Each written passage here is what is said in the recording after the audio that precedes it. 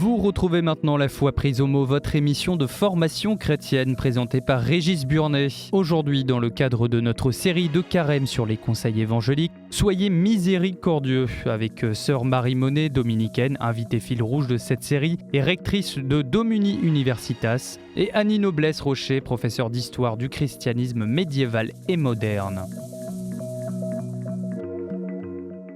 Bonjour et merci de nous retrouver pour La Foi prise au mot, votre rendez-vous de formation et de réflexion. Nous voici en carême et comme chaque année, je vous propose une série de carèmes. Nous l'avons intitulé, peut-être un peu pompeusement, un carême à l'écoute de Jésus. En effet, dimanche après dimanche, je vous propose de nous mettre à l'écoute de 6 paroles, de 6 ordres même, que Jésus nous donne au long des évangiles. Nous tâcherons de comprendre ce que ces paroles signifient dans la narration évangélique, puis nous verrons comment elles s'appliquent encore dans notre contexte actuel. Nous commencerons cette semaine par la sévère admonition que Jésus adresse aux pharisiens, je cite, « Allez donc apprendre ce que signifie « C'est la miséricorde que je veux et non le sacrifice, car je ne suis pas venu appeler les justes, mais les pécheurs. » Que signifie cette parole dans le contexte évangélique? Que veut dire le mot grec « éléos » que l'on peut tout aussi bien traduire par « compassion » et aujourd'hui, comment comprendre ce mot? 2 invités, Annie Noblesse-Rocher, bonsoir. Bonsoir. Vous êtes professeure d'histoire du christianisme à l'université de Strasbourg et puis... Je suis heureux de vous présenter celle qui va nous accompagner pendant tout ce carême, sœur Marie Monet. Bonsoir. Alors vous êtes dominicaine, je crois que ça se voit, les téléspectateurs l'ont compris. Mais vous êtes, vous êtes rectrice de Domuni Universitas. Alors peut-être d'un mot, Domuni Universitas. Oui, Domuni, c'est l'université en ligne des Dominicains qui a été fondée il y a 25 ans et qui accompagne plusieurs milliers d'étudiants dans leur apprentissage de la théologie, de la philosophie, de l'histoire de l'art. Et donc c'est une université tout en ligne. Tout en ligne. On ne va pas jusqu'aux professeurs, les professeurs viennent à l'étudiant. Parlent grâce au miracle de la technique. Voilà. Alors, je suis un peu embêté parce que quand on a commencé à préparer cette émission, vous m'avez dit « Oh, la miséricorde, j'aime pas ». Non, vous n'avez pas dit ça comme ça, mais vous avez dit la miséricorde, c'est un peu ce qu'on en a fait, ça ne me plaît pas. Alors, Annie et Marie, qu'est-ce qui vous dérange avec ce mot miséricorde? Alors, comme vous l'avez dit, c'est parce qu'on l'a tellement entendu, et on l'a entendu dans un sens qui, peut-être, qui nous centrait sur nous-mêmes. Voilà. Ouais. Et moi, c'est ce qui me dérange un petit peu dans ce mot. Et aujourd'hui, je pense qu'on pourrait peut-être découvrir l'aspect tourné vers les autres, sociétal même, de la miséricorde. Et vous, pourquoi vous n'aimez pas la miséricorde? Moi, c'est parce que ce mot a beaucoup souffert, comme le mot amour, comme le mot Dieu. On tue au nom de Dieu, et l'amour, parfois, justifie des comportements qui sont en fait des comportements parfois criminels. Ou pire, la charité, faire la charité aux pauvres. Alors la charité, n'en parlons pas. Ouais. Et donc, je trouve qu'il est très important de revenir à ce mot de miséricorde, qui est un des noms de Dieu, qui est une des facettes, un des visages de Dieu, mais peut-être en enlevant toutes ces couches qui se sont superposées et qui en ont fait une caricature. Alors, on va revenir au texte, on va à chaque fois, Marie, vous serez notre accompagnatrice fidèle, on va revenir au texte, je vais le lire, c'est simple. Voyant cela, les pharisiens disaient à ses disciples, « Pourquoi votre maître mange-t-il avec les collecteurs d'impôts et les pécheurs ?» Mais Jésus, qui avait entendu, déclara, « Ce ne sont pas les bien portants qui ont besoin de médecins, mais les malades. Allez donc apprendre ce que signifie « C'est la miséricorde que je veux », non le sacrifice, car je suis venu appeler non pas les justes, mais les pécheurs. Alors, le « c'est la miséricorde que je veux, non le sacrifice », c'est une citation biblique, c'est une citation du livre d'Osée, Osée 6, 4, 6, car c'est l'amour qui me plaît. Alors déjà, dans la traduction que j'ai, qui est la traduction écuménique de la Bible, on voit bien que ce n'est pas miséricorde, c'est amour, ce qui va nous dire des choses. Donc c'est l'amour qui me plaît, non le sacrifice, et la connaissance de Dieu, je la préfère aux holocaustes. Alors d'abord, qu'est-ce que ça nous dit? Alors peut-être que nous dit le livre d'Osée, ou que nous dit cette parole de Dieu, de dire c'est la miséricorde que je veux, non pas le sacrifice. Alors moi, j'aurais envie de revenir au texte de Matthieu. Oui, bien sûr. Très clairement, il y a un clivage entre Jésus et les pharisiens. Oui.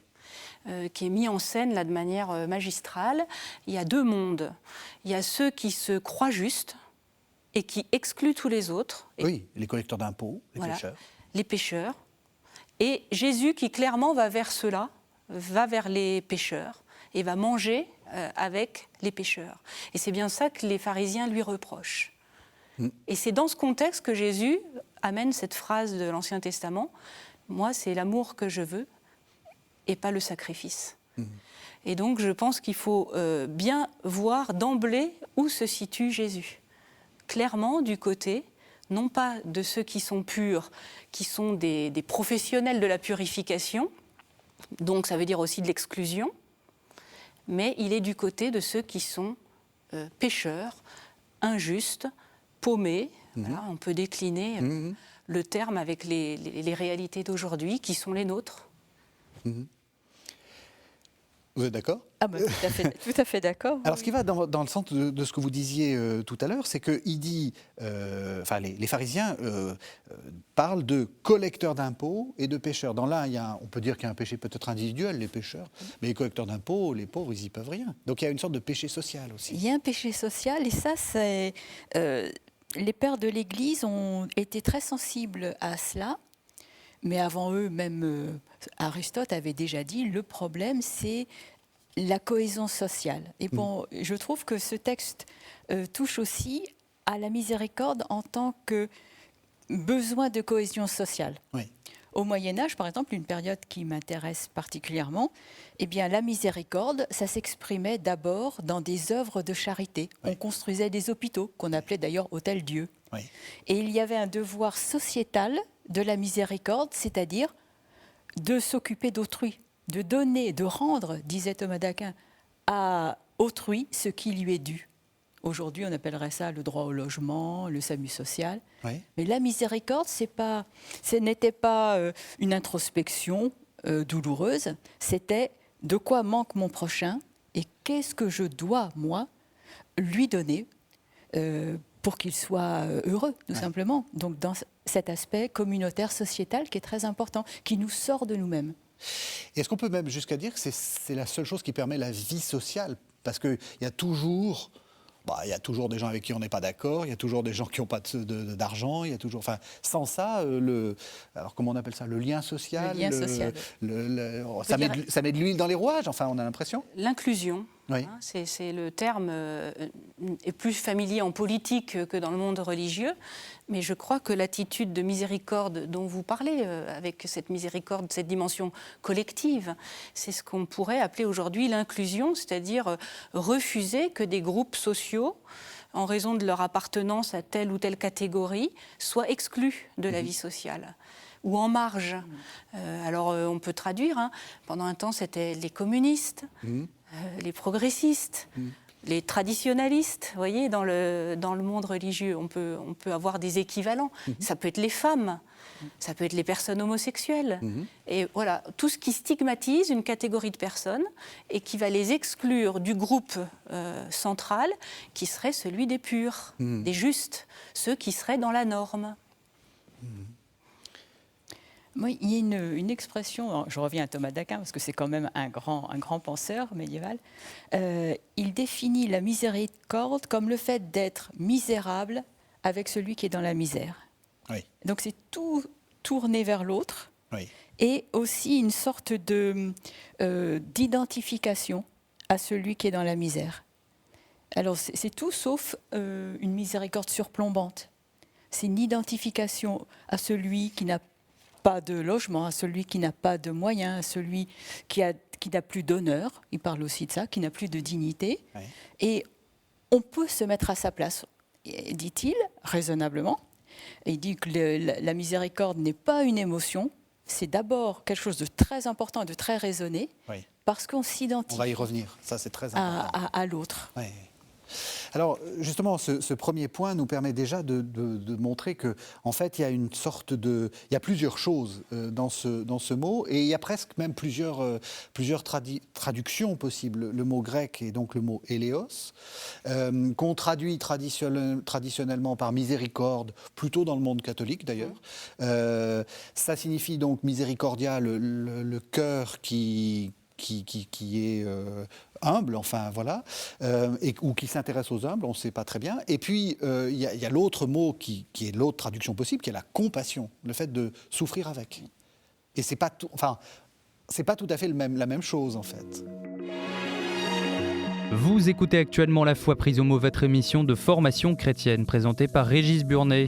Aujourd'hui, dans le cadre de notre série de carême sur les conseils évangéliques, soyez miséricordieux avec sœur Marie Monet, dominicaine, invitée fil rouge de cette série, et rectrice de Domini Universitas, et Annie Noblesse-Rocher, professeure d'histoire du christianisme médiéval et moderne, sera avec nous. Compassion, souffrir avec, c'est peut-être le plus proche de ce que je viens de... C'est ça, exactement. Alors que miséricorde, il y a peut-être dedans une dimension de grâce et divine qui n'est pas forcément toujours dans la compassion. C'est ça. Alors, on peut être naturellement tourné vers l'autre, désirer qu'un pauvre, un SDF ait un logement, que quelqu'un qui est à la rue mange tous les soirs. Il y a une sorte de justice naturelle quand on est un peu humain, disons. Oui. Mais la miséricorde engage quelque chose de supérieur. C'est-à-dire qu'au-delà de cette justice naturelle qu'on a envie de mettre en place dans la société, eh bien, on peut avoir, je dirais, un coup de pouce supplémentaire qui nous vient de l'extérieur, du Dieu qui est extérieur à nous. Et je dirais un coup de pouce de grâce, où on aborde l'autre, non pas parce que naturellement on compatit à ses malheurs, mais parce que quelqu'un nous pousse à le faire. Et ça donne une dimension autrement intéressante. Et pour moi, c'est ça la miséricorde. Eh bien, c'est parfait. Je crois que Annie Noblesse-Rocher, nous pouvons arrêter cette émission. Vous nous avez fait le plan de l'émission et même ce qu'il va falloir qu'on dise. Alors, on va revenir en arrière et peut-être expliquer que la miséricorde... Encore une fois, on va hésiter dans le vocabulaire, mais il faut bien faire comprendre aux téléspectateurs que c'est le même mot en grec et même en hébreu, il y a plusieurs mots. Mais on va appeler ça la miséricorde. C'est un attribut de Dieu. C'est fondamentalement un attribut de Dieu d'abord. Voilà, le mot hébreu, c'est chesed. Oui. Et donc, c'est le mot amour. Dieu est amour. Et pour les chrétiens, l'amour, c'est Dieu. Oui. Et donc, cette miséricorde dont on va parler, dont on parle, c'est une des manières pour Dieu de se dire, de se rendre proche de l'humanité. Et donc, c'est ça qu'il faut découvrir. Et je fais écho à ce que vous venez de dire. C'est la grâce, c'est gratis. Oui. C'est-à-dire, c'est quelque chose qui ne dépend pas de nous. Et donc, ce n'est pas d'abord ce que nous allons faire, mais c'est quelque chose que nous recevons. Et ce mot Dieu, ce mot amour, on l'a dit il y a quelques instants, ce sont des mots malmenés. Oui.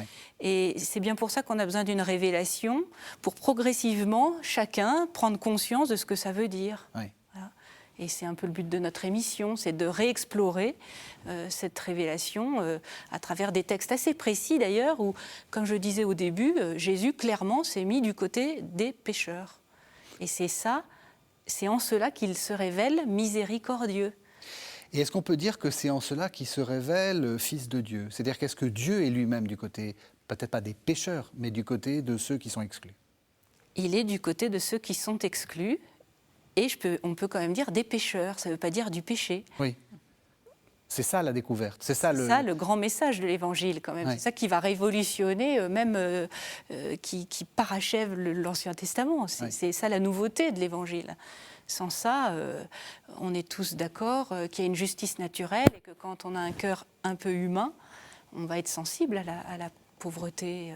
Mais ce n'est pas de ça dont il s'agit là. Oui. Il s'agit d'aller... manger avec les exclus. Et de ce fait, l'exclusion, elle est contagieuse. Je ne sais pas si vous en avez l'expérience, mais si vous vous rendez solidaire d'un groupe social exclu, vous subissez l'exclusion à votre tour. Par exemple, moi, je suis proche des associations qui accueillent des migrants. Certains bénévoles peuvent en témoigner. dans leur propre famille, on dit c'est bien, mais ça a un côté un peu sulfureux parfois, de se rendre proche de ces personnes qui sont tout à fait aux marges de la société. Il y a quelques décennies, quand des médecins s'occupaient de sidéens, très clairement, ils avaient franchi une limite qui eux-mêmes les mettait en difficulté. Voyez ?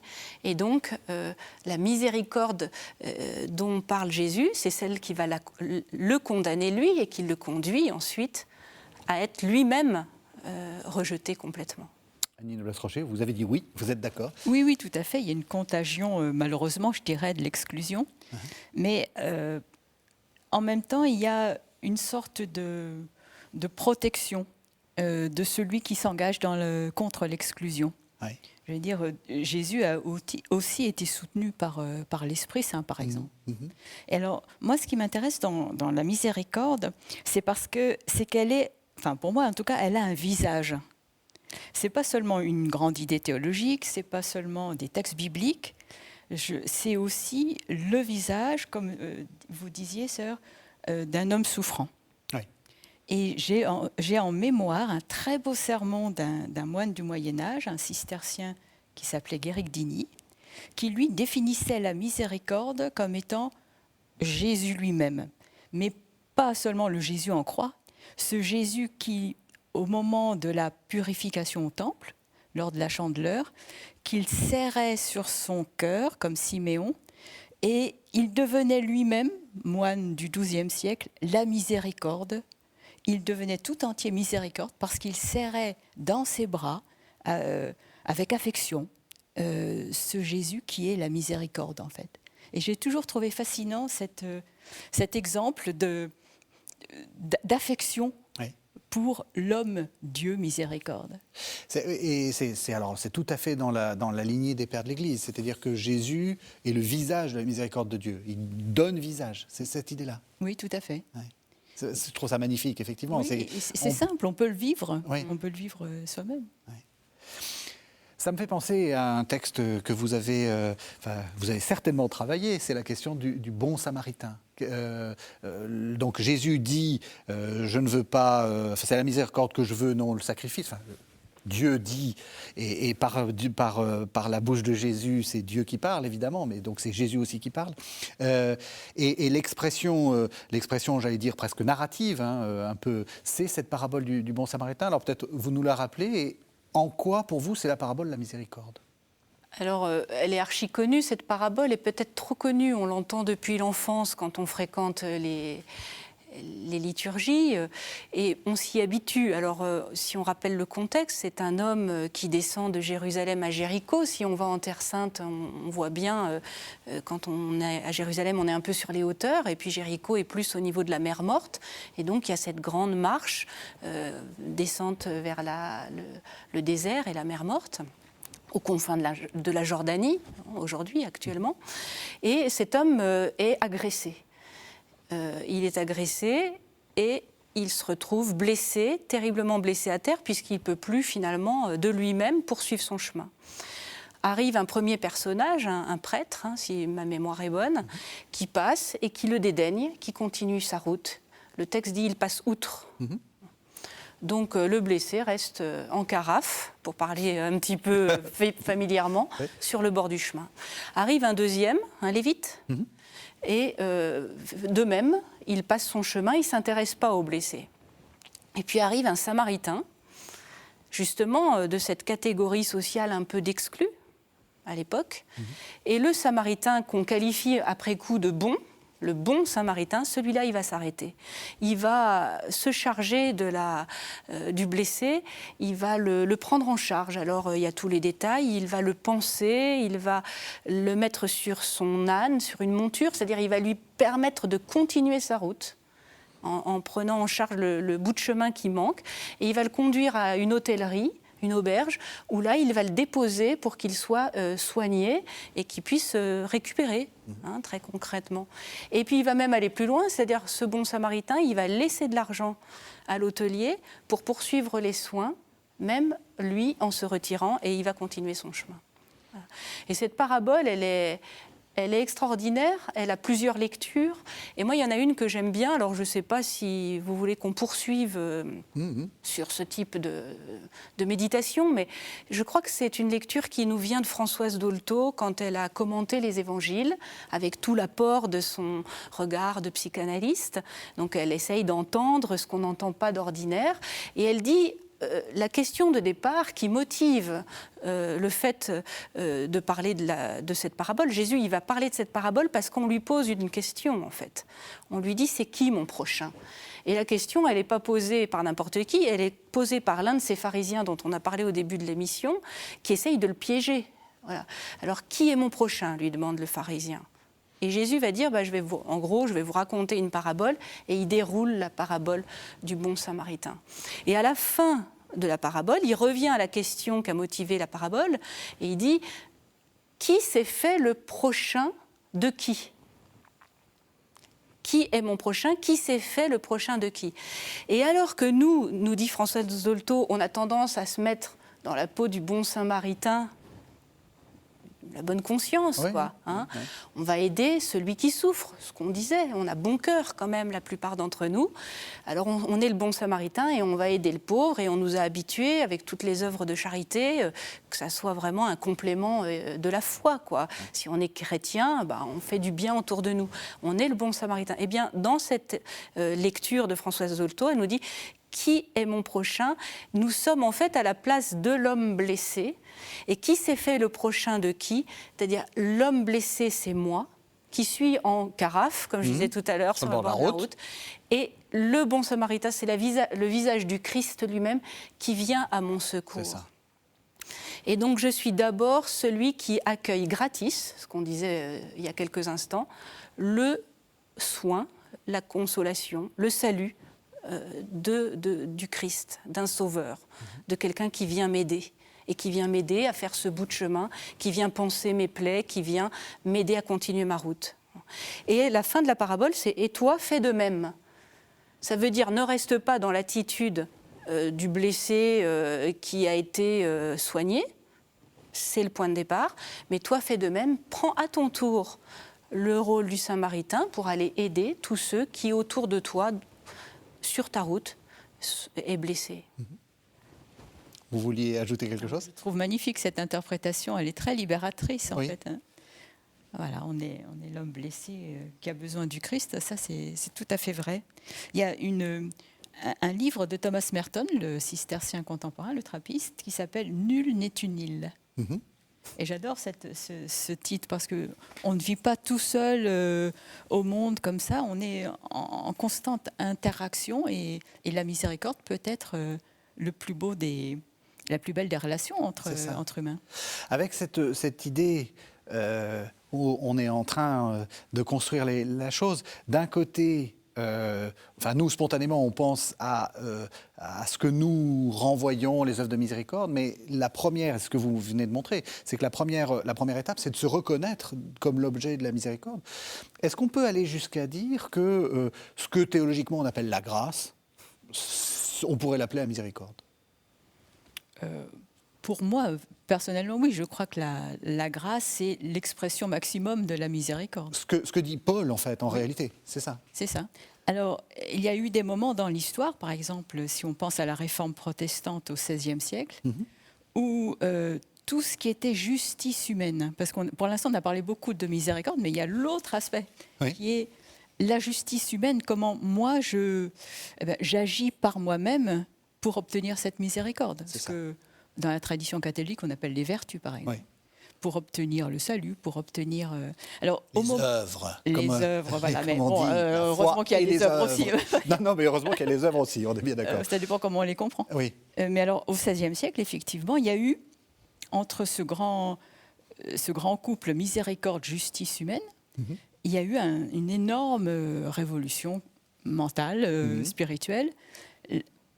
Luther en découvrant que l'homme n'est juste aux yeux de Dieu que par sa foi, finalement, eh bien, il a procédé à une révolution, il a absorbé totalement la justice dans la miséricorde. Oui. Il n'y a plus besoin de justice humaine, d'actes volontaires, de vertu. Tout est grâce. Oui.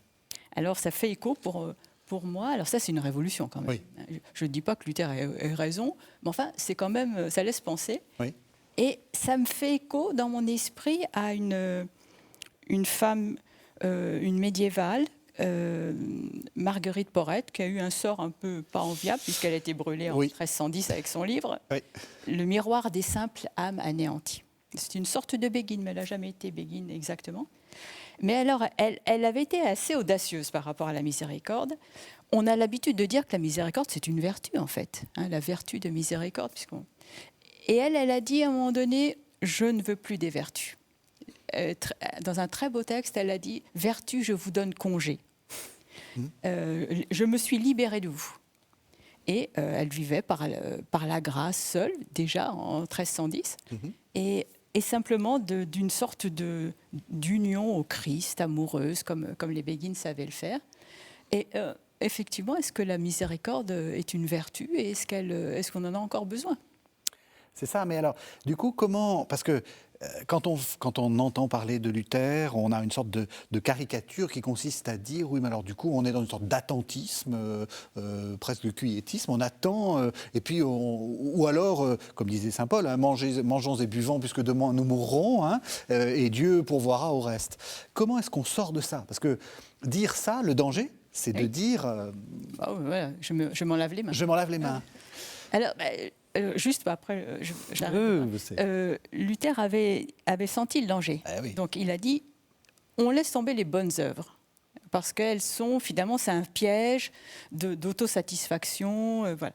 Mais il faut accueillir les œuvres bonnes. Et ce qu'il appelait les œuvres bonnes, c'est celles que le Christ fait par nos mains. Alors c'est une sorte, ça peut paraître une distinction un petit peu subtile, mais quand on y réfléchit, à chaque fois que je fais quelque chose de bien pour quelqu'un d'autre, est-ce que c'est moi qui décide de le faire ou est-ce que je laisse le Christ les faire par mes mains ? Je laisse passer le Christ.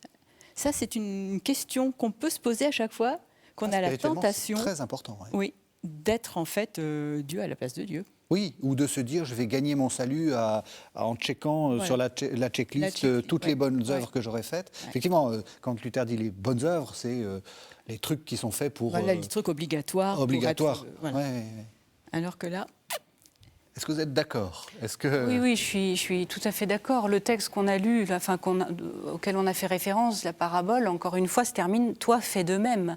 Donc, il n'y a pas du tout une condamnation des œuvres, mais il y a une invitation à entrer, mais dans un autre état d'esprit. C'est exactement ce que vous venez de dire. Et donc, cette distinction assez subtile, elle nous rend service pour comprendre que les œuvres sont...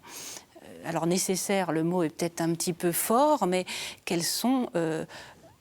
on va prendre notre part dans l'œuvre de Dieu qui est une œuvre de miséricorde, qui consiste à prendre soin des plus pauvres ou des exclus, etc.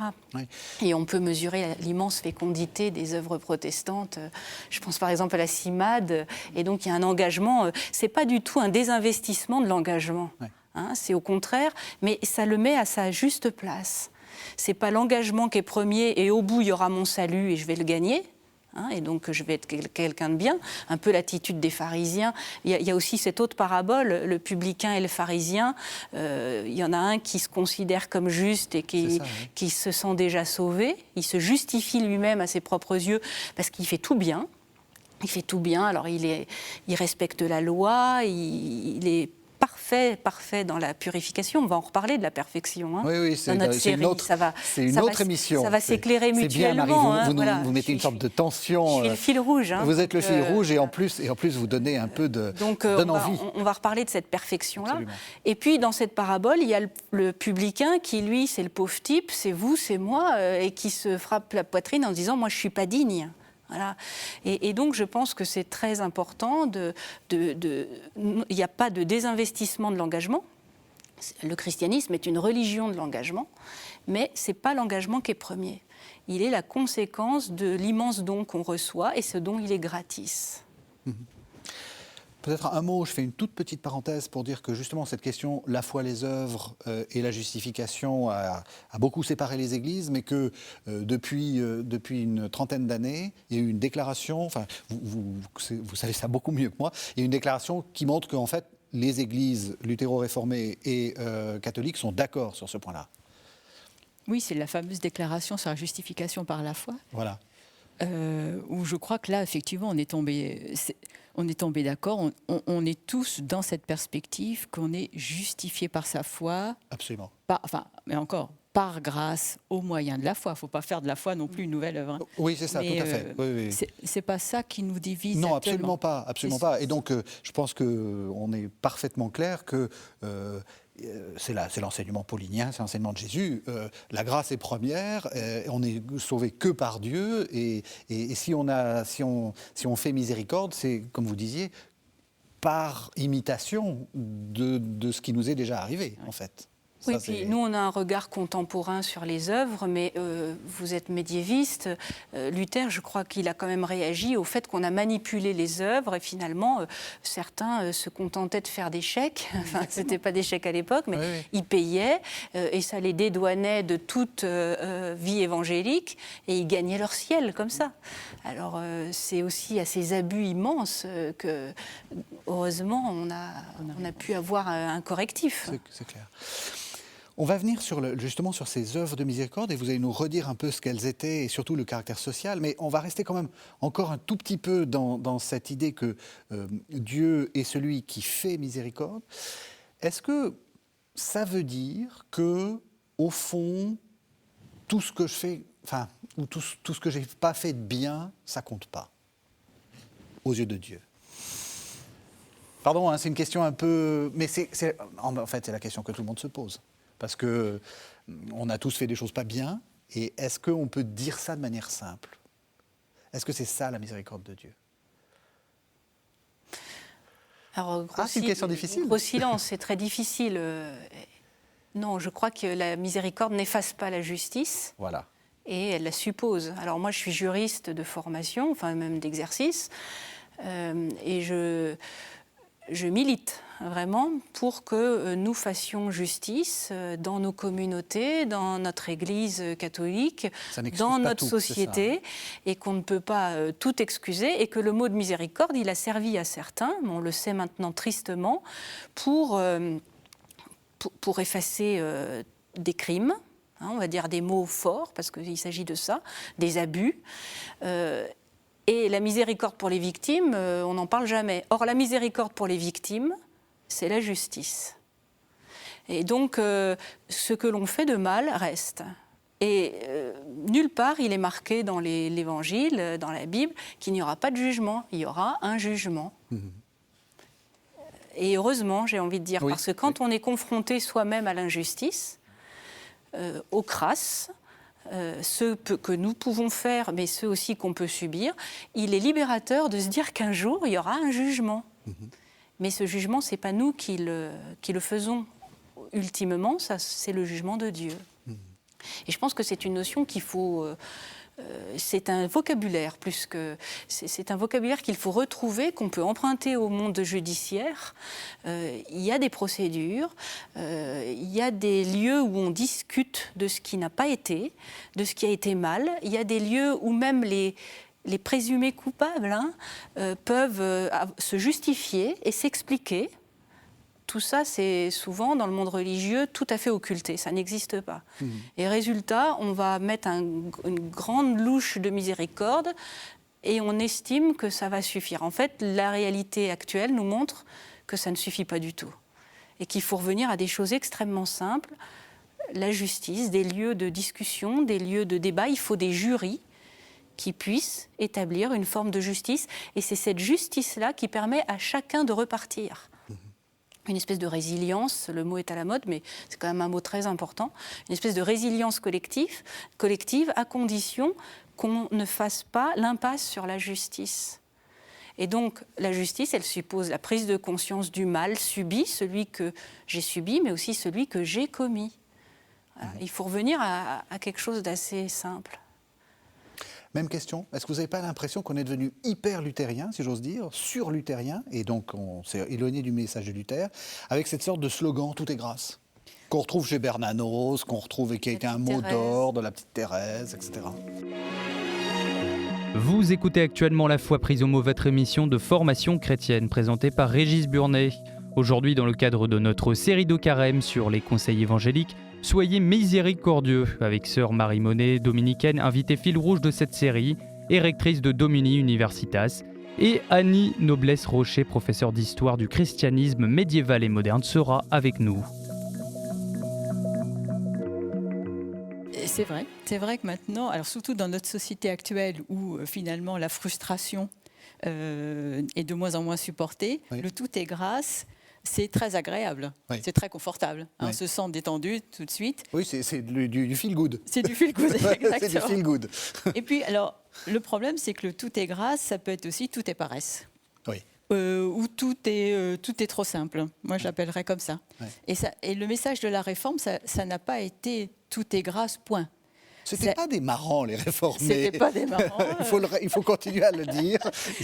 Pas des justement, et ça n'a pas donné un relâchement des mœurs, au contraire, c'était plutôt... C'était au contraire, parce qu'en fait, il y avait, dans ce tout est grâce, il y a aussi, ça veut dire tout est grâce, c'est-à-dire je dois être saint comme Dieu est saint. Ouais, là, c'est dans Lévitique. Une immense responsabilité, ouais, en fait. Exactement. Ouais.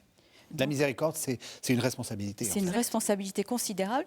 Alors, elle peut paraître écrasante. Moi, je trouve que c'est un défi. Oui. Soyez saints comme je suis saint dans le Lévitique. Hein, c'est un peu ça le vrai sens de tout est grâce. C'est hyper enthousiasmant, je trouve. Oui. D'abord parce que ça rend modeste tout de suite. Oui. Mais aussi, ça donne à l'horizon de vie un perpétuel défi sportif. Oui. Où tous les jours, je me dis, mais non pas pour plaire à Dieu, mais simplement pour me sentir mieux dans ma peau. Qu'est-ce que j'ai pu faire aujourd'hui? Qu'est-ce que je vais pouvoir faire pour ressembler un peu à Dieu? Ça peut paraître scandaleux de dire ça, mais je trouve que c'est très stimulant. Voilà, c'est un sport spirituel. Voilà, c'est comme ça que moi je comprends tout est grâce. Et dans cette perspective, les vertus, eh bien, je suis un peu comme Marguerite Porel, j'ai envie de leur donner congé. Oui. Parce que je n'ai pas un programme tout fait de vertus à accomplir, mais tous les jours devant Dieu, je me pose dans la prière et je dis maintenant, allez, passe à travers mes mains et fais de moi ton instrument de grâce et de miséricorde. Ça, je trouve ça enthousiasmant. Vous êtes d'accord que la miséricorde, c'est exigeant, en fait? Et que c'est pas, comme vous dites, cette louche qu'on met ou ce voile qu'on met sur ce qui est mal, en fait? Non, c'est pas feel good. Non, c'est pas feel good, c'est hyper exigeant. Oui. C'est toute la justice et toute la grâce. Et donc, le programme, il est immense. Et c'est bien aussi de rappeler que c'est chaque matin, parce que ça pourrait être écrasant comme programme. Mais effectivement, il faut... En fait, il faut accepter d'interroger le mot miséricorde pour soi-même aussi, et se dire en quoi ce mot il a été manipulé dans mon entourage et comment il a servi finalement à baptiser des horreurs. Oui. Voilà. Et comment moi aussi, je peux être tentée parfois de me dire parce que je suis pardonnée, puisque c'est l'autre mot, c'est le pardon. Oui. Parce que je suis pardonnée, allez, on tourne la page. Oui, mais je tourne la page pour moi-même, mais le mal que j'ai commis, qu'est-ce que je vais faire pour aller le réparer? Et d'ailleurs, dans les paraboles évangéliques qui parlent de la miséricorde, Matthieu ne va pas rester collecteur d'impôts. Oui, oui. Matthieu devient un des premiers disciples apôtres de Jésus. Zachée, il va aller rembourser 4 fois ce qu'il avait pris. Et donc, il y a toute cette dimension de la réparation. Alors, le mot consonne un peu vieillot, mais n'empêche qu'on peut aujourd'hui le comprendre, c'est tout le thème de la réhabilitation, de la réinsertion. Si on fait un nouveau parallèle avec le monde judiciaire, quand un homme ou une femme est condamné, il va, devant la justice des hommes, avoir une peine. Il va purger sa peine. Le mot le dit bien, purger. Ça veut dire que quand la peine est finie, la dette est remboursée vis-à-vis de la société. Et on entre d'emblée dans une démarche de réinsertion, de réhabilitation. On n'est pas agresseur à vie. Est-ce que vous diriez qu'on est dans une société sans miséricorde? Oui, aussi. C'est à la fois très miséricordieuse. C'est symétrique, en fait. Oui, très feel-good et en même temps très... Les extrêmes sont dans le même genre. La dénonciation des présumés innocents. Voilà, le lynchage médiatique. Le lynchage médiatique, c'est sans miséricorde. Oui. On n'a pas le droit à l'erreur. Non. Et sans justice, parce qu'ils n'ont même pas eu le temps parfois de prendre connaissance du dossier, ils l'apprennent par la télévision. Oui, et même, je dirais, alors là, c'est des choses peut-être même plus douloureuses. Quand on a une petite gamine de 15-16 ans, qu'on se fait lyncher sur un réseau social, et ça conduit parfois à des choses terribles, c'est sans miséricorde. Là. Oui, exactement. Sans miséricorde. Ouais. Tout ce qui est violence, tout ce qui est... On est dans une société, mais toutes les sociétés l'ont toujours été, extrêmement violentes.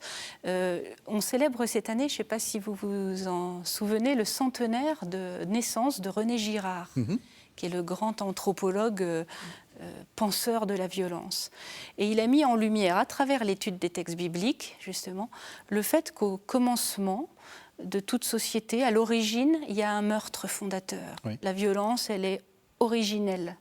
Ce fameux péché originel, la violence originelle.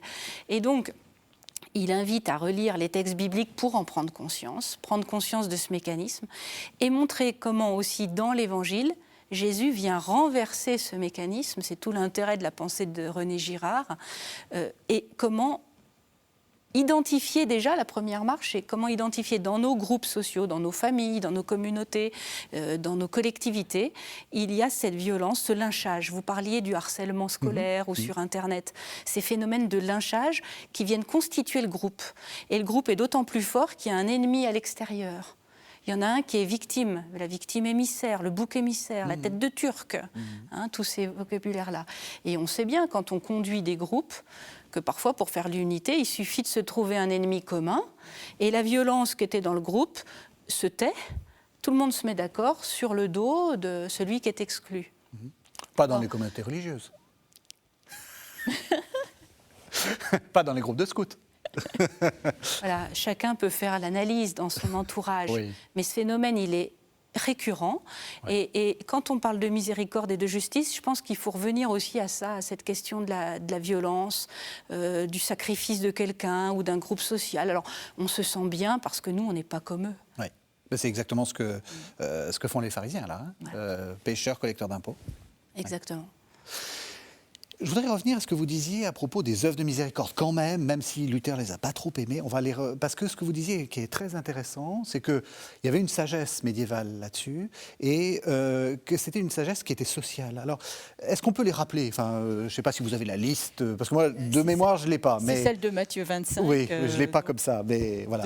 Il y en a 6, en principe, dans Matthieu 25. Donc, donner à manger à celui qui a faim, donner à boire à celui qui a soif, visiter celui qui est malade et en prison.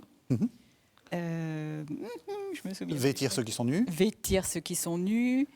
Ça sera un exercice pour les téléspectateurs d'aller chercher ça. Dans le livre de Tobie, il y en a une 7e. C'est pour ça que les médiévaux parlaient des 7 heures de miséricorde. C'est d'enterrer les morts avec une sépulture digne. Et ça a été très important. Et c'est... Aujourd'hui, où on occulte tellement la mort, c'est très important aussi. Alors, les médiévaux avaient établi tout un catalogue. Vous savez, ils aimaient bien les choses pédagogiques, pratiques. Donc, il y avait 6 semaines d'épiphanie, de temps d'épiphanie. Donc, il y avait 6 œuvres de miséricorde. Il y avait 7 semaines de temps de carême. Donc, il y avait 7 péchés capitaux à méditer. Et donc, ils avaient des catalogues comme ça. Thomas d'Aquin, dont je parle beaucoup parce que je l'adore, il avait créé aussi un petit poème avec des injonctions donne à boire, vais, console, va visiter. C'était une ritournelle pour apprendre aux gens à se souvenir de leurs devoirs et de leurs devoirs sociaux. Parce qu'au Moyen-Âge, les confréries, c'est-à-dire les groupes d'artisans et les guildes, vont dans les paroisses rurales accomplir cette diaconie sociétale. Donc, ce sont des groupes de personnes consacrés, mais artisans, pas consacrés dans l'Église, mais consacrés à ce devoir social, qui vont aller enterrer ceux qui n'ont pas assez d'argent pour avoir une sépulture, qui vont prier pour les malades, qui vont apporter à manger aux veuves indigentes. Et donc, ces œuvres de miséricorde de Matthieu 25 vont être une véritable diaconie sociale. Et ça, c'est tout à fait passionnant parce que c'est du concret. Oui. Et l'Église, là, a un rôle social, d'entraide sociale extraordinaire au Moyen-Âge. Est-ce que ça ne pourrait pas être transposé? C'est-à-dire que moi, je suis assez... je consonne avec ce que disait Marie. On est de la même génération, on peut presque le dire. Et j'ai entendu, moi aussi, beaucoup de prêches de gens qui, après, se sont avérés ou abuseurs ou pédophiles, etc. Enfin, j'ai un exemple très, très clair dans ma tête. Et c'était très émotionnel. Alors que là, c'est très rationnel, en fait. Très rationnel. Est-ce que c'est ça aussi? Est-ce qu'on n'aurait pas grand profit à ne pas émotionnaliser, enfin, je ne sais pas comment dire ça, ou à ne pas... la miséricorde. À dire, la miséricorde, c'est du rationnel, c'est des sous que je mets pour telle chose, c'est des... Exactement, voilà. Exactement. Il faut toujours se méfier de l'émotionnel, surtout dans nos sociétés hyper médiatisées. Oui. Et d'ailleurs, au Moyen-Âge, l'émotion n'est pas du tout quelque chose de sensitif, c'est une forme d'expression symbolique. Par exemple, pensez au don des larmes. Oui. C'est pas du tout la sensibilité, oui. sensiblerie du XVIIe, c'est le don des larmes, c'est j'exprime une tristesse très codifiée, très précise. Donc l'émotion au Moyen-Âge, c'est quelque chose de très rationnel, c'est une forme d'expression, de langage. Et de ce point de vue, les œuvres de miséricorde médiévale, c'est une forme de mise en marche de l'entraide sociétale. Mais ce qui est très important, c'est que c'est le chrétien qui le fait. Oui. Et il le fait au nom d'un autre. Ça, c'est important. Ça, c'est très important. C'est ça qui change tout. Oui, absolument. Ce n'est pas à forces humaines. La force décuplée qu'on peut avoir parce qu'on est habité par une conviction, par une personne qui est par exemple le Christ, c'est considérable. Oui. La force de conviction, la force d'engagement. C'est ça. Et ça, c'est ce qu'avaient les médiévaux. Ils le faisaient au nom d'une personne. Voilà. Oui. Et donc là, vous êtes un peu en train, parce que dans le carême, il y a un côté un peu... peut-être conseil spirituel. Premier conseil spirituel que vous pouvez donner, c'est quand on veut faire une œuvre de miséricorde, on le fait pas en son nom propre, mais au nom d'une personne. Au nom d'une personne qui est Dieu. Et je dirais avec une personne aussi. Avec une personne. Vous voulez dire quelque chose? Vous avez réagi à mon côté émotionnel. Au côté émotionnel, les larmes. Ça me fait penser à cette phrase de Mère Teresa, la charité aux yeux secs. Et je trouvais ça extraordinaire parce qu'elle et ses sœurs ont quand même fait d'énormes œuvres. Mais la charité, l'amour aux yeux secs. L'amour, c'est un acte. Et c'est pas simplement une émotion, éprouver une sensibilité pour quelqu'un d'autre. C'est agir. Et ça fait écho aussi à l'abbé Pierre qui disait c'est pas parce que vous avez pleuré que vous avez agi. Oui. Et ça, je trouve ça génial. C'est-à-dire, on revient à cet engagement extrêmement fort, ce que vous dites être rationnel, effectivement. Oui, oui. Et moi, j'ai envie de dire aussi institutionnel, institutionnalisé. Il y a des régulations. Vous faisiez écho de ces personnes qui ont guidé notre adolescence ou notre jeunesse, avec beaucoup d'émotions spirituelles, alors que maintenant, on en vient à comprendre qu'il faut des régulations, une institutionnalisation. Il faut se grouper pour faire des choses ensemble, pour faire le bien ensemble. Et il faut accepter d'entrer dans une régulation collective. Ce n'est pas une démarche isolée, seule, de mon petit Dieu avec moi. C'est une démarche humaine, organisée, mutualisée, avec aussi tout ce que ça apporte de régulation. Ça me fait penser à une jolie phrase d'un poète qui s'appelle Pierre Réverdy, « Il n'y a pas d'amour, il n'y a que des preuves d'amour ». Et vous avez raison, il y a quelque chose de cet ordre-là. C'est-à-dire que la miséricorde, donc deuxième conseil, on fait la miséricorde de manière professionnelle, rationnelle, et pas comme ça en sortant un billet pour faire plaisir à quelqu'un. C'est ça que vous êtes en train de dire? On peut le faire. Non, mais je ne dis pas qu'il ne faut pas le faire. Formidable. Non, ça m'arrive aussi de temps en temps. Non, mais bien entendu. Mais que c'est pas ça. C'est pas ça. C'est une démarche collective qui dit elle-même quelque chose du Dieu auquel nous adhérons et que nous voulons transmettre dans la société d'aujourd'hui. Quand vous dites on le fait au nom d'un autre, c'est parce qu'à travers ses œuvres, on veut aussi témoigner de lui à nos contemporains. On pourrait, nous aussi, nous replier sur nos propres intérêts. On est tenté de le faire, on le fait d'ailleurs, mais ce dépassement de soi et cet engagement collectif veut dire quelque chose de ce Dieu qui s'est donné à l'humanité. Et c'est avec lui qu'on va essayer, pauvrement, mais on va essayer de témoigner de ça. On arrive à la toute fin de l'émission, il reste 3 minutes. J'ai envie de vous poser une question un peu compliquée. On ne l'a pas préparé, donc vous allez... voilà, on va voir ce que vous allez nous dire. Je l'ai dit, c'est le carême, chacun aime avoir des conseils de carême, etc. Pour vous, une belle œuvre de miséricorde, ça pourrait être quoi ? Alors clairement pour moi, aujourd'hui, parce que nous sommes en 2024, c'est faire la justice autour de soi.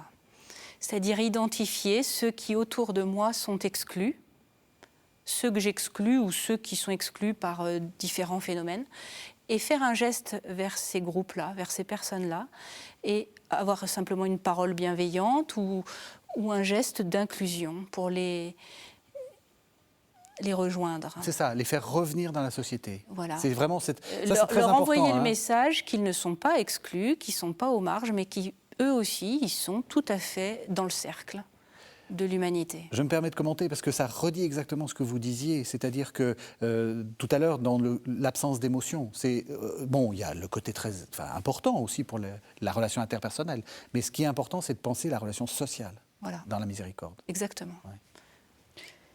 Alors, pour moi, je m'identifierais au moine Guéric dont j'ai parlé. Ouais. Et si j'avais une œuvre de miséricorde à faire pour ce carême, eh bien, je ne ferais rien. Je ne ferais rien en bonne protestante. Oui. Mais j'essaierais d'embrasser le Christ le plus possible, d'un point de vue du désir, de l'affection, et de le laisser agir. Et je suis sûre que ça serait beaucoup mieux que ce que j'aurais pu imaginer. Et le pire, Annie Noblesse-Rocher, c'est que ça va vous faire des tas de choses. J'ai bien peur que oui.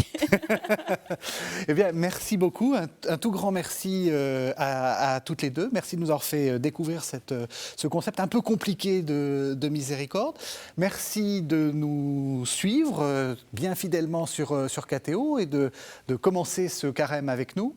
Vous savez que vous pouvez retrouver cette émission sur le site internet de la chaîne www.ktotv.com et donc on se retrouve la semaine prochaine pour un nouveau numéro de La Foi prise au mot sur cette série de carême avec notre même... Vous avez dit fil rouge ? Fil rouge. Avec notre même fil rouge.